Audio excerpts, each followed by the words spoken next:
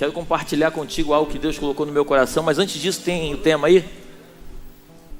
A sinceridade que nos falta. Repete comigo, a sinceridade que nos falta. Precisamos ser sinceros, amém? Porque é através da sinceridade que nós vamos alcançar aquilo que Deus tem para nós. Mateus capítulo 8, versículo 5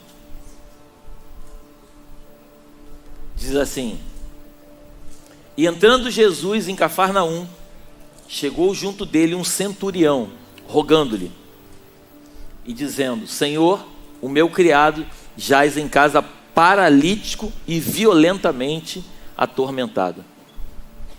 E Jesus lhe disse: Eu irei e lhe darei saúde.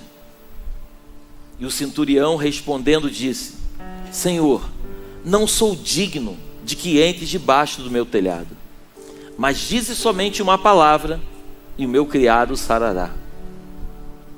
Pois também sou um homem sob autoridade, tenho soldados às minhas ordens, e digo a este: vai, e ele vai, e a outro: vem, e ele vem, e ao meu criado: faze isto, e ele o faz. E maravilhou-se Jesus ouvindo isso, e disse aos que o seguiam: Em verdade vos digo que nem mesmo em Israel encontrei tanta fé. Mas eu vos digo que muitos virão do Oriente e do Ocidente, e assentar-se-ão à mesa com Abraão, Isaque e Jacó no reino dos céus. E os filhos do reino serão lançados nas trevas exteriores. Ali haverá pranto e ranger de... Pranto e ranger de... Feche seus olhos, por favor, e coloque a mão sobre o seu coração. Graças te damos, Senhor, nesta noite. Eu te agradeço porque sabemos que o Senhor se encontra neste lugar, porque a tua palavra nos garante que quando dois ou mais se reúnem em teu nome, o Senhor se faz presente. A nossa oração neste dia, Deus, é que o Senhor, além de estar presente, é que o Senhor derrame sobre nós uma graça abundante neste dia. Abre o nosso entendimento para que nós possamos entender um pouco mais as coisas eternas. A minha oração, Deus, é que o Senhor nos alcance e fale no profundo do coração de cada um de nós tudo aquilo que o Senhor tem para revelar neste dia. Te agradecemos por tudo e queremos te dizer o quanto nós chamamos, em nome de Jesus, amém e amém. Dê o melhor aplauso que você pode dar ao Senhor.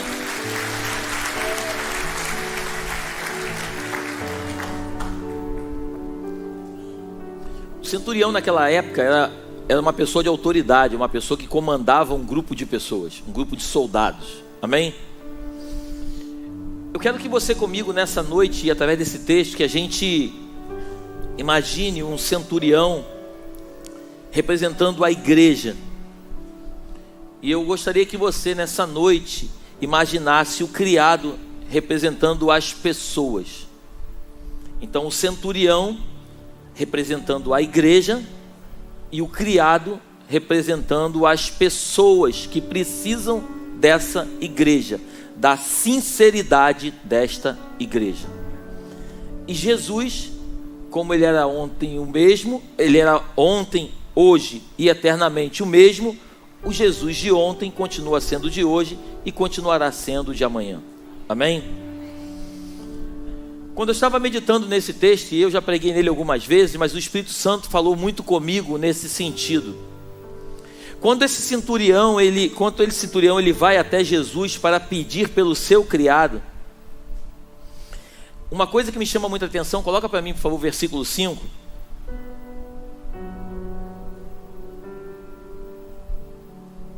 Entrando Jesus em Cafarnaum, chegou junto dele um centurião, rogando-lhe e dizendo: Senhor, o meu criado jaz em casa, paralítico e violentamente atormentado. Assim normalmente é a vida de uma pessoa que chega até a presença do Senhor.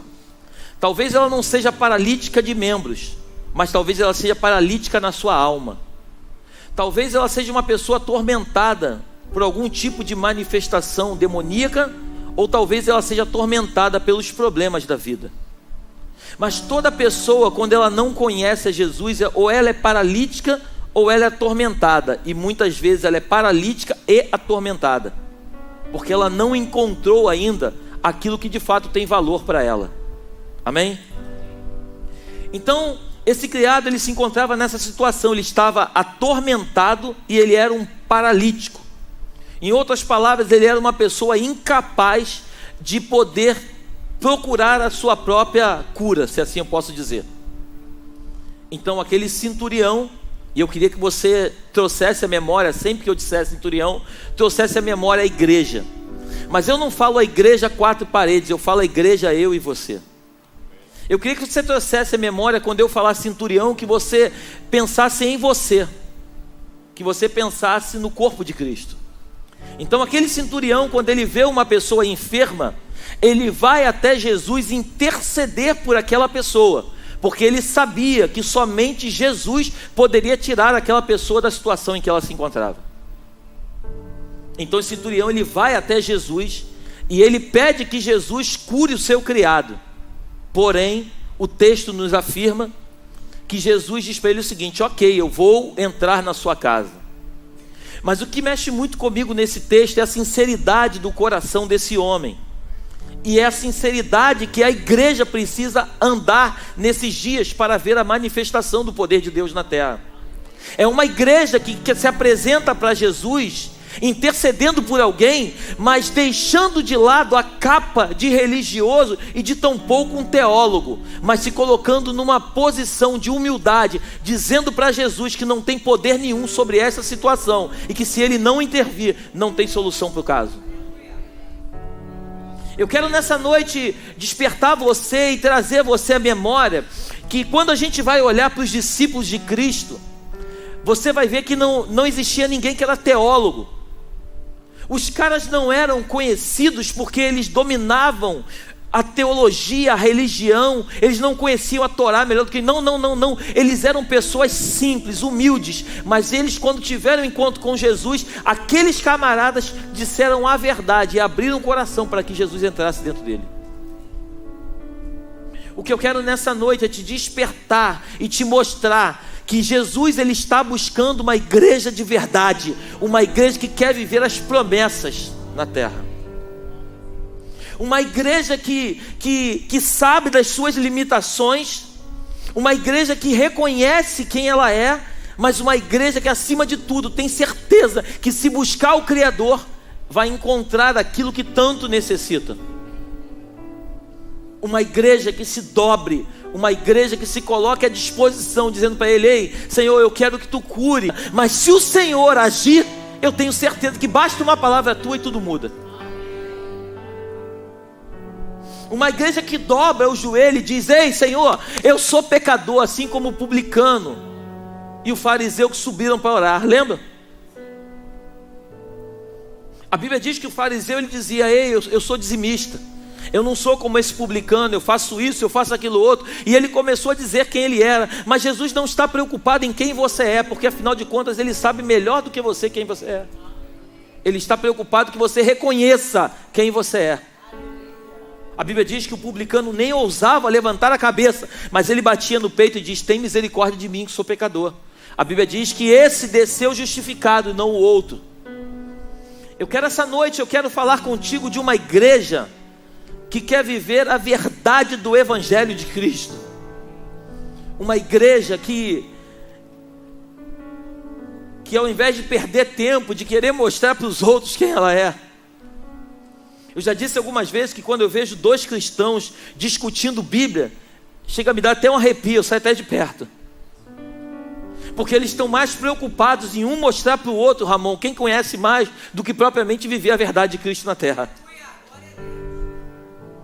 Discutem, conhecem demais, mas quando passam na rua e veem o necessitado, são incapazes de meter a mão no bolso e ajudar. A minha Bíblia, igual a tua, diz que a verdadeira religião é cuidar do órfão e da viúva, não é conhecer a Bíblia de capa a capa. A verdadeira religião é você chorar por aquele povo que está lá no Rio Grande do Sul. A verdadeira religião, a minha esposa até que me deixa mentir, eu estava na China, eu chorei quase todos os dias. Quase todos os dias eu estava chorando, clamando ao Senhor para que o Senhor mandasse uma intervenção divina naquele lugar. Porque se a dor do teu irmão não te dói, você é o doente.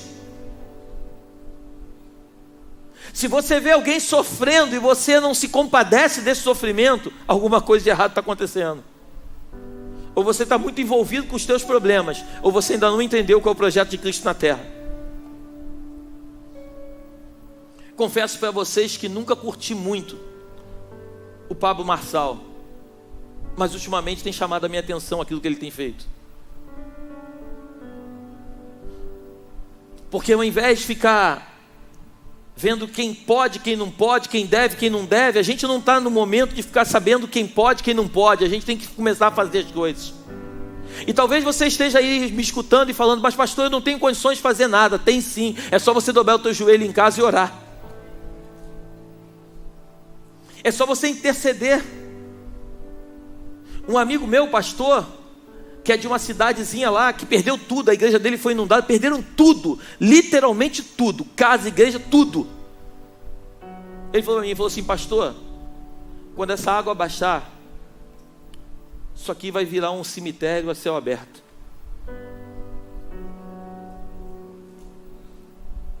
O negócio é muito pior do que a mídia fala, pastor. Sabe o que o povo está precisando? É de uma igreja de verdade. Eu hoje conversava com meu concunhado, e a gente estava falando sobre várias coisas, mas teve um momento que a gente entrou num assunto, e a gente estava conversando, dizendo que é triste dizer isso, mas eu preciso falar para você nessa noite. Enquanto muitos lutam para trazer pessoas para dentro da igreja, tem outros que dentro da igreja parece que lutam para tirar elas. Como assim, pastor? Pessoas que começam a chegar dentro da casa de Deus acreditando que os irmãos são irmãos em Cristo e que têm a obrigação de ajudar ele nos seus problemas. E aí eles ficam pedindo dinheiro emprestado dentro da igreja. E aí pedem emprestado e não paga, aí aquele que emprestou fica chateado e sai da igreja porque aquele que pediu emprestado não pagou. Você está comigo aí essa noite? Ao invés de nós darmos um bom testemunho de quem é Jesus, nós permitimos sermos usados muitas vezes para fazer coisas que não deveríamos fazer. A quantidade de gente lá fora, crente, talvez seja maior do que a que está dentro das igrejas. A palavra de Deus diz que se você fizer um voto e você não puder honrar, não faça. Ou se fizer, cumpra. Não faça voto de tolo. Mas o grande problema da igreja é que a igreja frequenta a igreja, mas a igreja não sabe o que é a igreja. A igreja frequenta um grupo, mas a igreja não conhece as escrituras, porque o profeta diz que o meu povo está sendo destruído porque ele falta.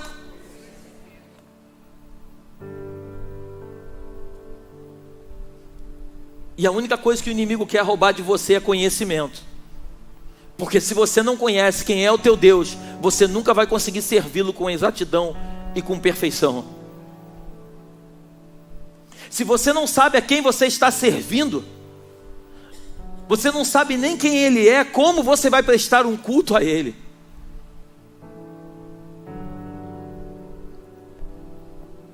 Esse centurião, quando ele se encontra com Jesus,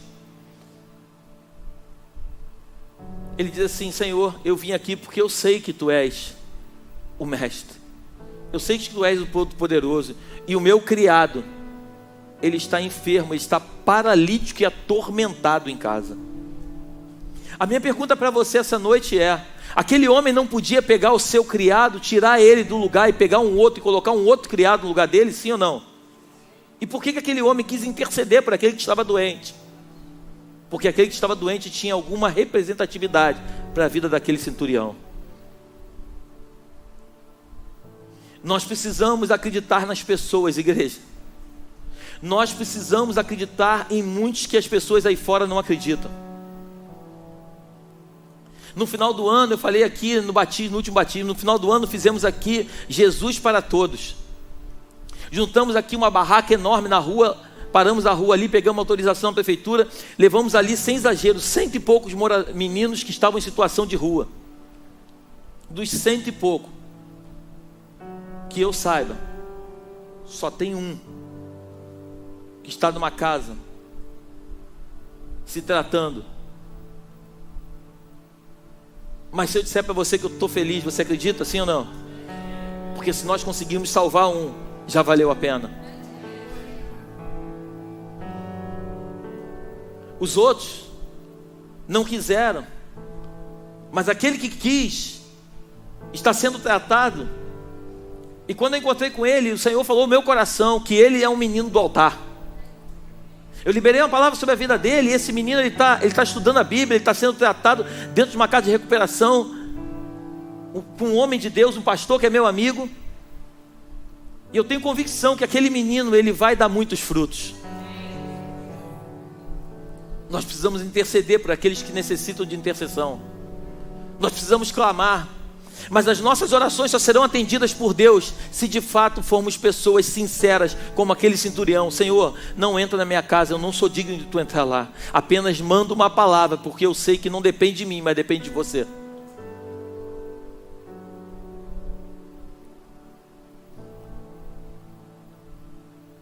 Jesus está voltando.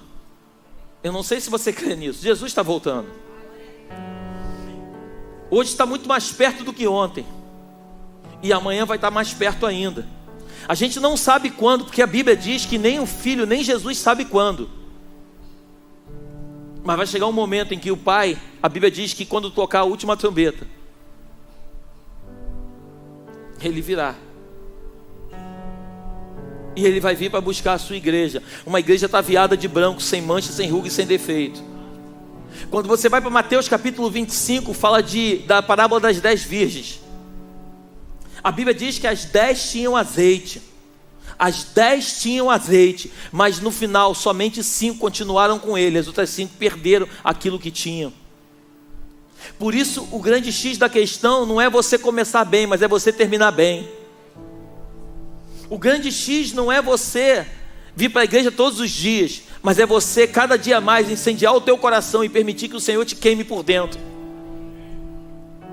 Quando você perceber que o teu fogo está apagando, que você possa se envolver com homens incendiados pela glória de Deus e andar com eles. Porque quando você pega uma brasa de um braseiro e você joga ela de lado, ela vira um carvão preto e sujo. Mas quando você pega de volta e joga de novo na brasa, aquele carvão se transforma em brasa. Por quê? Porque a brasa está pegando fogo. Se você quer queimar por Jesus, você tem que andar com pessoas que estão queimando, não com pessoas que vivem uma atmosfera completamente diferente do que você quer viver.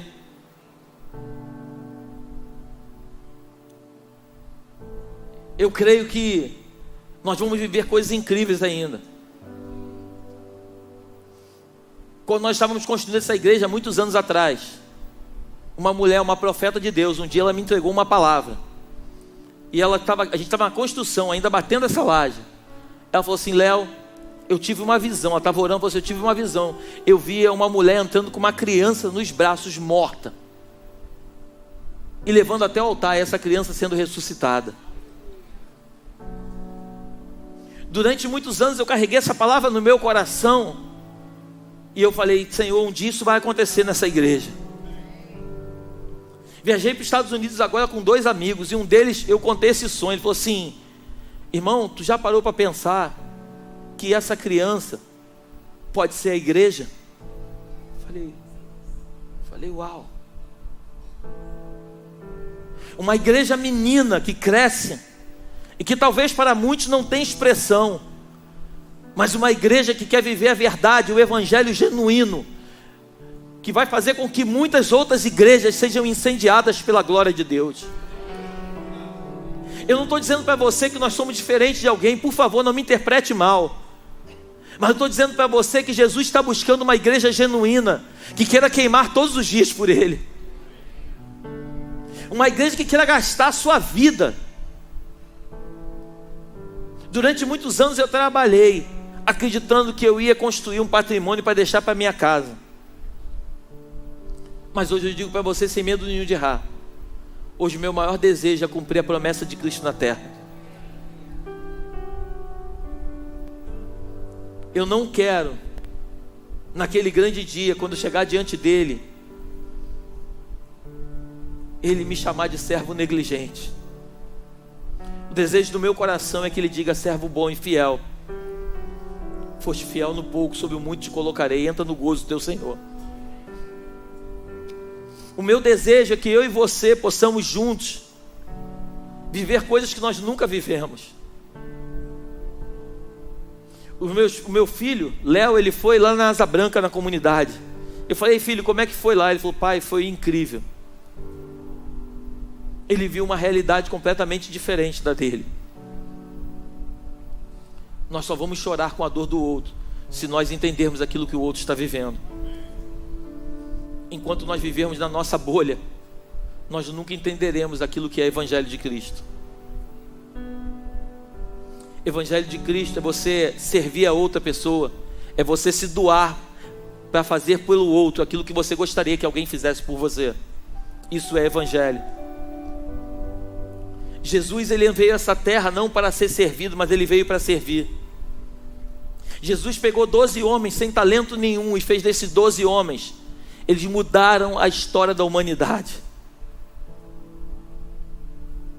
Um povo de 1,4 bilhão de pessoas que não conhece Jesus, mas nem sequer eles param para refletir de que o mundo foi partido em dois pedaços, antes e depois de Cristo. Não é normal. Maomé não fez isso, Buda não fez isso, Gandhi não fez isso. Ninguém conseguiu fazer isso, a não ser uma pessoa chamada Jesus Cristo. É antes de Jesus e depois de Jesus. E tem pessoas que ainda não acreditam nele. Você precisa ser a Bíblia que as pessoas precisam ler. Não precisa levantar a mão, mas tem pessoas que têm preguiça de ler. Mas eu e você precisamos ser a Bíblia que eles precisam ler. As pessoas têm que olhar para mim e para você e ver assim: lá vai uma Bíblia andando. Não somos perfeitos, mas somos de verdade. Não somos pessoas que vão conseguir cumprir com exatidão tudo aquilo que Cristo determina, mas nós precisamos ser de verdade, viver a genuína palavra de Deus na nossa vida. Você está comigo aí? Eu quero nessa noite, te sacudir por dentro. Eu voltei da China e eu perguntava para Deus: Senhor, mas todo domingo a gente se reúne, toda quinta-feira a gente se reúne, e os problemas são sempre os mesmos. Quando não é com um, é com o outro. Quando não é com um, é com o outro. Quando não é com um, é com o outro. Quando não é com um, é com o outro. O telefone não para. Eu vou falar uma coisa para vocês, vou abrir meu coração para vocês. É difícil eu receber um telefonema de alguém que me conte um milagre, de alguém que me conte uma bênção. Pastor, eu estou te ligando para te dizer que Jesus é comigo, aconteceu isso. É difícil acontecer. Mas não para o telefone para falar de problema. Incrível, porque tem algumas pessoas que continuam vivendo os mesmos problemas, porque elas não conseguem entender que o problema não está na situação em que ela está vivendo, mas da forma como ela está tratando o problema. Eles ligam para pedir conselho, a gente aconselha, mas eles não aceitam os nossos conselhos. Na verdade, eles querem ouvir aquilo que eles estão dispostos a ouvir. Você ainda está comigo aí?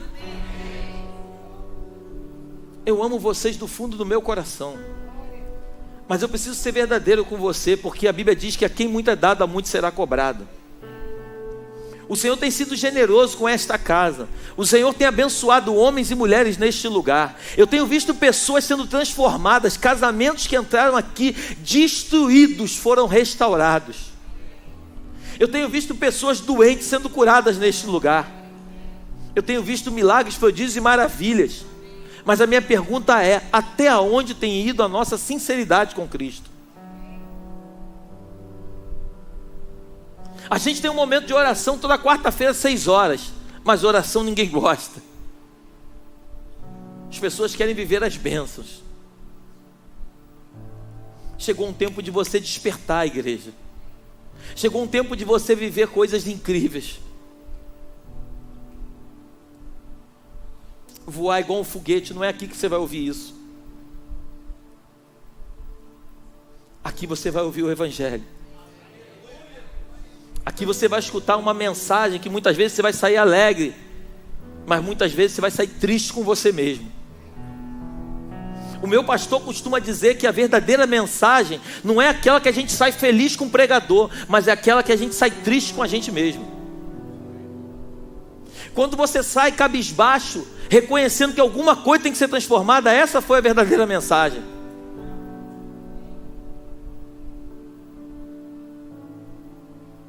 Aquele centurião, ele chega diante de Jesus e ele é sincero.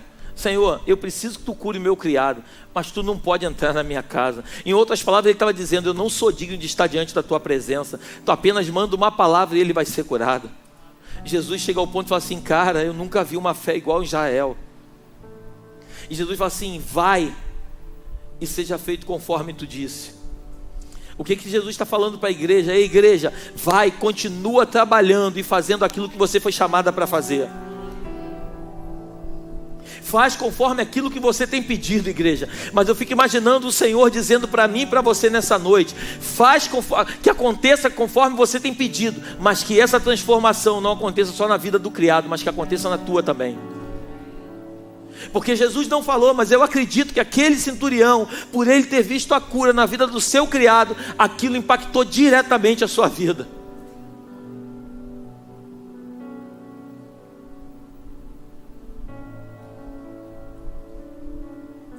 O mundo precisa ver um evangelho de verdade. Eu não sei até onde eu estou conseguindo fazer com que você entenda essa mensagem, mas deixa eu te dizer uma coisa para tentar ser mais claro contigo. Nós somos representantes de Cristo na terra. Um representante é uma pessoa que é igual àquele a quem você está representando. Eu não posso falar de alguém que é santo sem viver a santidade. Eu não posso falar de alguém que fala a verdade falando a mentira. Eu não posso viver de forma enganosa diante daquele que é a pura verdade.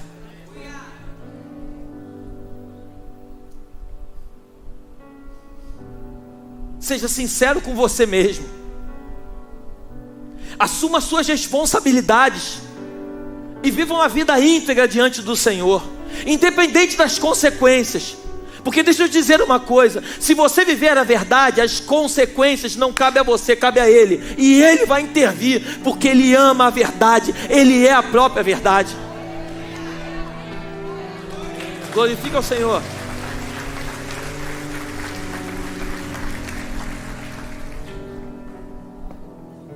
A base do trono dele é justiça.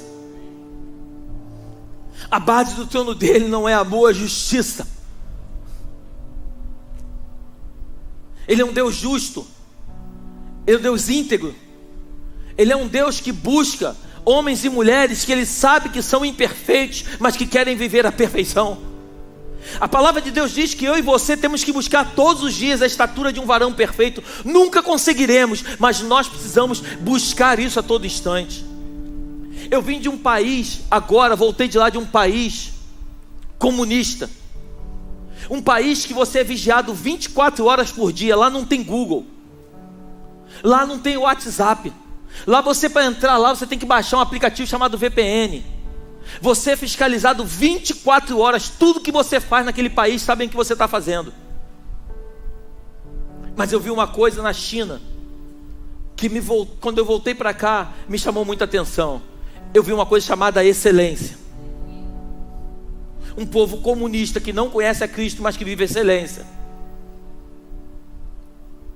Eu conversava hoje, quando acabou o culto da manhã, com meu amigo Mário, que está aqui. Eu disse para ele o seguinte, ele falou assim: pastor, quando você falou sobre excelência, mexeu muito comigo. Eu falei, pois é, Mário, e o Senhor falou muito ao meu coração, porque é muito triste isso, quando a gente quer viver algo excelente, e às vezes a gente tem pessoas do nosso lado que não compreendem as coisas, ou que talvez compreendem, mas não querem viver o que a gente quer viver, e aí ao invés delas subirem para o lugar onde a gente está, elas querem puxar a gente para o lado de baixo. E deixa eu te dizer uma coisa, eu não estou falando de excelência do pastor Léo, eu estou falando de excelência de Cristo Jesus. Ele é a própria excelência. Quando ele dá uma ordem, quando o Senhor deu uma ordem para que Salomão construísse o templo, ele não mandou fazer de qualquer jeito. Ele mandou pegar cedro do Líbano, mandou pegar ouro fino, ele mandou pegar tudo que tinha de melhor para construir o palácio. Davi, ele era rei, ele tinha todas as riquezas que ele precisava. A Bíblia diz que Deus deu tudo o que Davi precisava para construir o templo, mas ele diz para Davi, ei Davi, você tem tudo para construir, mas você não pode construir, porque nas suas mãos escorreu muito sangue. O seu filho Salomão vai construir o palácio. Salomão constrói o palácio, 1 Reis capítulo 8, a Bíblia diz que ele ora, fogo desce do céu. Salomão estende as mãos e o fogo desce. No final da vida de Salomão, Salomão tem 1000 mulheres. Um homem que começa bem, mas que termina mal. O Senhor diz para Salomão, Salomão, eu vou dividir o reino. Deus havia dado uma promessa para Davi, que o trono nunca se apartaria da vida de Davi, mas agora o Senhor divide o reino, por causa da decisão de um homem. Você está comigo ainda aí? Eu não sei como você pensa, mas eu não sei como você vive. Mas eu quero nessa noite, eu quero te despertar para que você entenda que a tua vida não está pautada em você, mas numa geração que vem após você. Os teus filhos vão viver frutos daquilo que você vai semear. Os teus netos vão colher frutos daquilo que você vai plantar. A tua verdade hoje talvez te traga algum tipo de consequência. Mas eu posso garantir para você que se você viver a verdade, os teus filhos e os teus netos vão viver o melhor desta terra. Não se esconda dos problemas. Enfrente os problemas de frente. Se você tem um problema, vá para cima do problema e resolva. Tudo nessa vida tem solução, só não tem a morte. Ou melhor, até a morte tem. Porque certa vez ele disse, ei morte, aonde está o teu aguilhão?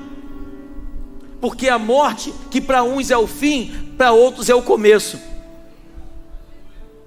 Nem a morte tem poder sobre a tua e sobre a minha vida.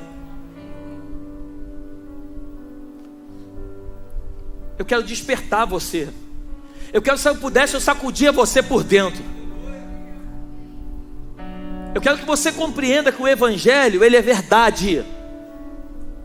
Evangelho não são palavras bonitas, Evangelho é verdade de Deus. Não adianta você estar escalado numa equipe, trabalhar, no servir, mas você permitir ser uma ferramenta nas mãos de Satanás durante a semana. Porque quando chegar uma pessoa nova para entrar na igreja, ela quando passar por ali, ver você vestido com uma camisa, representando um trabalhador, ela fala, esse aí que trabalha? Ela vai julgar toda uma causa por causa da tua atitude isolada. Você está comigo aí ou não?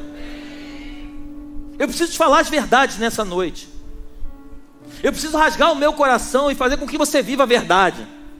Porque senão eu estou te enganando e você está me enganando. E a gente está brincando de ficar enganando um ao outro. Vocês são representantes de Cristo neste lugar. As pessoas precisam ver Jesus na tua vida sem ao menos você abrir a tua boca. Através de um abraço. As pessoas precisam entrar por aquelas portas, como certa vez eu já ouvi, dizendo, cara, você está de parabéns, o teu servir é incrível. Os caras vieram na chuva, mas não deixaram eu me molhar. Isso é evangelho. Evangelho é você fazer pelo outro aquilo que você gostaria que o outro fizesse por você. Você ainda está comigo aí? Eu não quero que você fique triste comigo, mas eu preciso te falar isso. Eu estava no gabinete, eu rodava a Bíblia para um lado e para o outro, e eu falei, Senhor, o que quer que eu fale? E o Espírito Santo de Deus me sacudindo, toda hora me trazia para esse texto. Jesus está voltando. Ele nos ama tanto que Ele está nessa noite sacudindo você e eu. O que eu estou pregando para você, eu preciso que você acredite. Quem é pregador sabe do que eu vou falar. Antes da espada cortar para aí, ela corta para cá. Antes de eu pregar para você, eu prego para mim. Nós precisamos viver uma vida de verdade. Se nós queremos servir a Cristo, a palavra de Deus chega ao ponto de dizer o seguinte: ou você seja quente ou você seja frio, não seja morno, porque se você for morno eu vou te vomitar. Certa vez eu escutei a pregação de um homem que eu e minha esposa amávamos, que ele morreu, Reinhard Bonker. Nós saímos daqui, fomos na Lagoinha escutar uma palavra dele, e ele me disse que certa vez, ele estava pregando, ele disse que certa vez uma mulher pediu para ele para orar ela, e ele perguntou qual era o problema. Ela disse que ela sentia como se várias moscas, bichos estivessem pousando na cabeça dela, e ele só falou uma única palavra para ela: minha filha, deixa eu te dizer uma coisa, as moscas só pousam em lugar que é frio, lugar quente elas não pousam.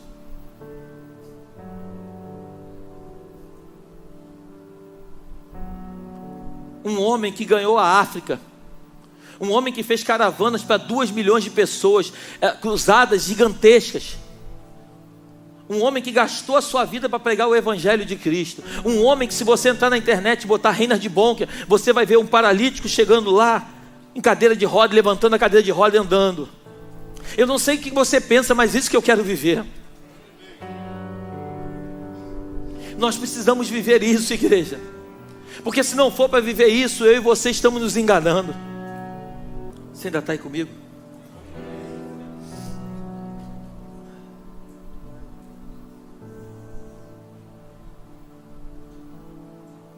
É muito ruim você ir num país onde você não conhece a cultura, você não conhece a língua, você quer se expressar, você quer falar de Jesus, mas você não sabe. Aquilo me incomodava mais ainda, porque eu estava por dentro mexido, querendo falar de Jesus para as pessoas e não podia.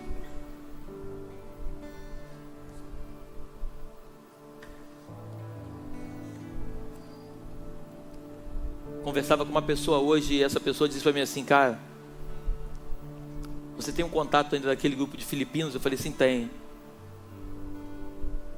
Aí ele falou assim: vamos ver se a gente faz alguma coisa. Vamos ver se a gente investe na vida deles, para que eles preguem a palavra. Eu, quando encontrei com esse grupo de filipinos, na verdade era só mulher, né? Só tinha um homem só. Eu fui orar por eles e eu falei que, na oração, eu falei: não desistam. Quando eu acabei de orar, a pastora veio chorando e ela me disse assim: pastor, essa semana eu dei um estudo para eles, e o estudo era para eles não desistirem. E eu comecei a chorar.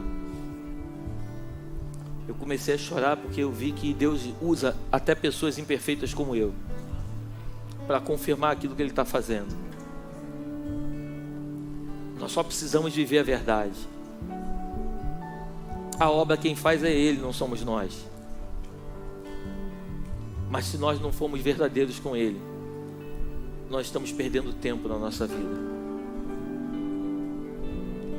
Não é vir para a igreja aos domingos que vai trazer salvação para a tua casa. Não venha para a igreja para pagar um voto, porque você tem que vir para a igreja domingo, porque toda semana você vai ficar longe dele. Venha para a igreja aos domingos para poder estar diante da presença dele, adorando e vivendo a plenitude daquilo que ele tem para você.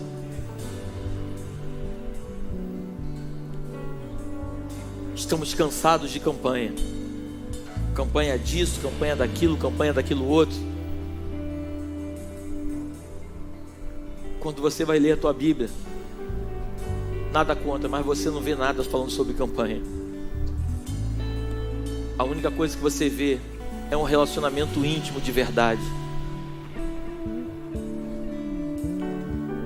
João capítulo 3, a Bíblia diz que Jesus estava em um certo lugar, e de noite um homem chamado Nicodemos veio ter com ele. Aquele homem sabia que Jesus era vindo da parte de Deus, mas a religião não permitia que ele estivesse diante do mestre. Então ele espera a noite para que ninguém visse, porque infelizmente Nicodemos estava preocupado de que forma a religião iria julgá-lo. Jesus vira para ele e diz: ei, Nicodemos, se você não nascer da água e do Espírito, você não poderá entrar no reino dos céus. Nicodemos chega ao ponto de dizer: mas como eu, sendo já um homem adulto, vou poder entrar no ventre de uma mulher? Jesus estava falando uma linguagem e Nicodemos estava entendendo outra. Quantas vezes a gente agiu como Nicodemos? Somos crentes, mas não agimos como tal. Quantas vezes?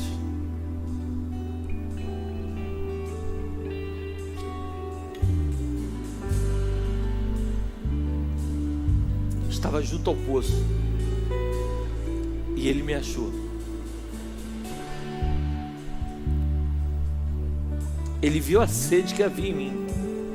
Ele viu a sede que havia em você. Ele nos ofereceu uma água que jorra sem fim. A pergunta é: estamos dispostos a beber dessa água? Ou queremos continuar indo todos os dias ao poço para buscar uma água que acaba? A resposta é tua. Mas eu te peço em nome de Jesus, não brinque com o Senhor. Ele não merece. Há 2000 anos ele morreu numa cruz por você. Ele não tinha pecado. Ele se fez pecado por você, para que hoje você tivesse a oportunidade de estar aqui essa noite. Esse dia já estava marcado por ele. E quando ele se entregou numa cruz, ele sabia que ele iria te alcançar. Mas ele não quer ter uma vida mediana contigo. Ele quer ter uma vida íntima. Um casal, quando ele está sozinho no seu quarto, é lugar de intimidade. É dentro do quarto que o casal se toca, se olha e se beija. A única coisa que Jesus quer de mim e de você é que a gente gaste tempo, se tranque com ele num quarto, para ser íntimo dele. Porque a Bíblia diz que nós somos a noiva e ele é o noivo. A Bíblia diz que ele é fiel. Por mais que eu e você sejamos infiéis, ele permanece fiel, porque ele não age da forma que nós agimos. Eu peço que essa noite o Espírito Santo de Deus toque no teu coração e que eu e você venhamos viver a verdade de Cristo. Feche seus olhos, por favor.